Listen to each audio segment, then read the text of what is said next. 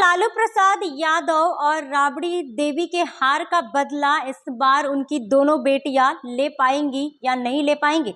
दरअसल आपको बता दूं कि राजद सुप्रीमो लालू प्रसाद यादव ने अपने 22 प्रत्याशियों की लिस्ट जारी कर दी और वहीं देखा गया है कि सारण से रोहिणी आचार्य को उम्मीदवार बनाया गया है, तो वहीं मीसा भारती को पाटलिपुत्र संसदीय क्षेत्र से उम्मीदवार बनाया गया। और ज्ञात हो कि सारण 2014 के चुनाव में राबड़ी देवी को सारण से उम्मीदवार घोषित किया गया था, लेकिन राबड़ी देवी को हार का सामना करना पड़ा था। राबड़ी देवी हार गई थी। और वहीं ये भी आपको बता दूं कि पाटलिपुत्र संसदीय क्षेत्र से भी लालू प्रसाद यादव को 2009 में उम्मीदवार घोषित किया गया था। लालू प्रसाद यादव भी 2009 में चुनाव लड़े थे, लेकिन वहीं लालू प्रसाद यादव को भी उस वक्त हार का सामना करना पड़ा।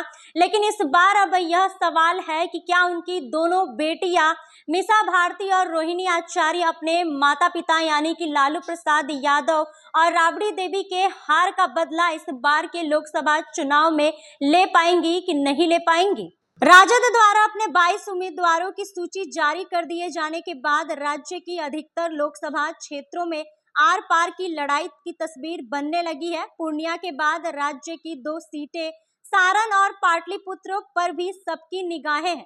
सारण से पूर्व सीएम राबड़ी देवी को जीत नहीं मिल पाई है। इस बार पार्टी ने उनकी दूसरी बेटी डॉक्टर रोहिणी आचार्य को उम्मीदवार बनाया है, तो वहीं रोहिणी के सामने मां राबड़ी देवी की हार का बदला लेने की चुनौती होगी। राबड़ी देवी को राजद ने 2014 के चुनाव में सारण से उम्मीदवार बनाया था। वे भाजपा के राजीव प्रताप रूडी से करीब 40,000 से अधिक मतों से हार गई थी।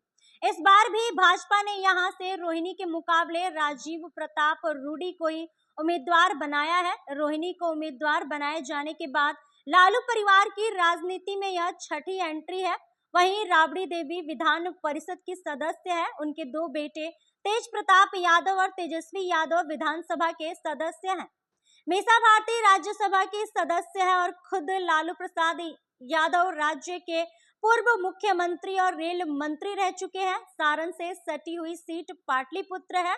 यहाँ लालू राबड़ी की बड़ी बेटी डॉक्टर मीसा भारती उम्मीदवार बनाई गई है। 2008 के परिसीमन के बाद पाटलिपुत्र सीट अस्तित्व में आई और वहीं 2009 के चुनाव में राजद अध्यक्ष लालू प्रसाद यहां से उम्मीदवार हुए थे। एनडीए ने उनके मुकाबले जदयू के रंजन प्रसाद यादव को यहां से उम्मीदवार बनाया था। रंजन प्रसाद यादव और लालू प्रसाद दोनों पुराने मित्र रहे थे, लेकिन चुनावी जंग में लालू प्रसाद करीब 25,000 से अधिक मतों से पराजित हो गए और फिर लालू प्रसाद ने दोबारा पाटलिपुत्र का रुख नहीं किया।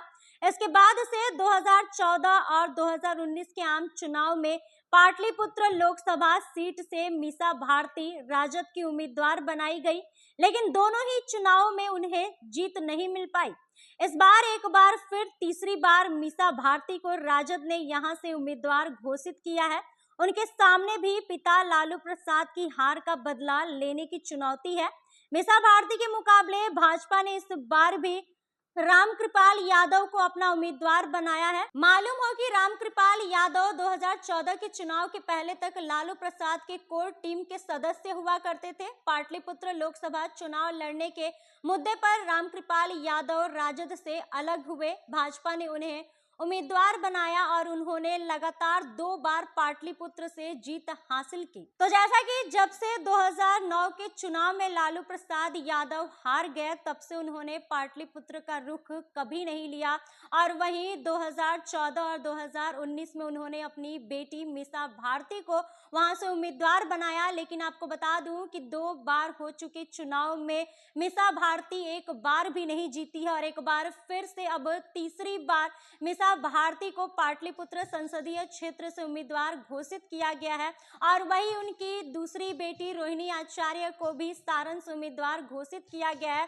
तो सवाल बस यही है कि क्या इस बार दोनों बेटी अपने माता पिता का बदला ले सकती हैं कि नहीं ले सकती हैं? क्या दोनों बेटी अपने माता पिता के हार का बदला ले सकेंगी कि नहीं ले सकेंगी? इस बार के लोकसभा चुनाव में यह देखना काफी दिलचस्प रहेगा।